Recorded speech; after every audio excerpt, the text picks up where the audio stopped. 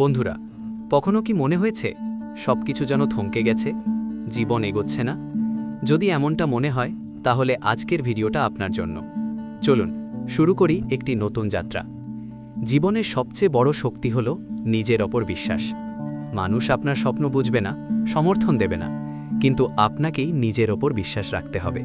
মনে রাখুন, আপনি নিজে ছাড়া কেউই আপনাকে থামাতে পারবে না। কষ্টকে শত্রু ভাববেন না।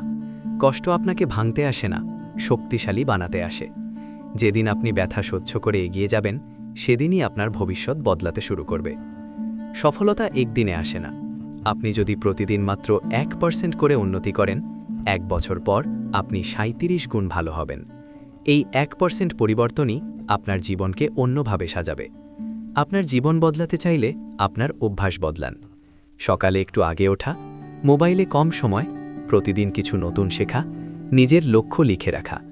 এই ছোট অভ্যাসগুলোই আপনাকে অন্যদের থেকে আলাদা করবে। অনেকে বলে সময় নেই, সুযোগ নেই, টাকা নেই, কিন্তু পৃথিবীর 80% সফল মানুষ খুব নিচ থেকে উঠে এসেছে। তারা সুযোগ পায়নি, তারা সুযোগ তৈরি করেছে। আজ থেকে অজুহাত নয়, শুধু কাজ। আপনি জানেন আপনার সবচেয়ে বড় শত্রুকে? আপনার ভয়।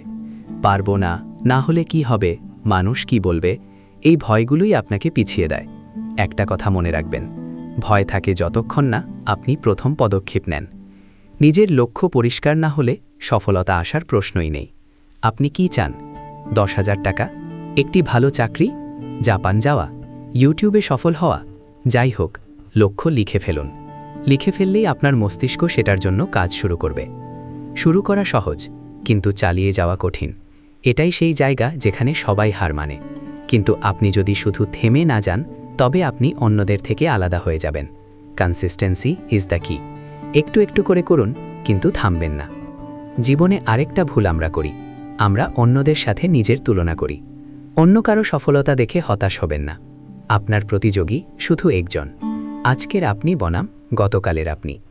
আজ আপনি এক ধাপ এগোতে পারলে আপনি জিতলেন।